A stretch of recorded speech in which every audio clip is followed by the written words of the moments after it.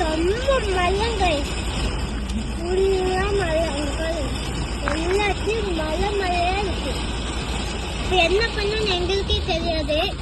நாங்கள் தண்ணியில் மாட்டிக்கிட்டோம். இப்போ என்ன பண்ணுறது தெரியாது. உங்களுக்கு எல்லா காலத்தும் தண்ணியில் மாட்டிடுச்சு.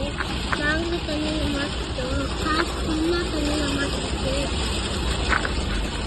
பைக்கில் தண்ணியிலலாம் வளர்ந்துச்சு. பஸ்ஸில் நிறைய பிஸ்னஸ் கட்டாச்சு. எல்லா வண்டியும் தண்ணியில் ரோடு கட்டாச்சு.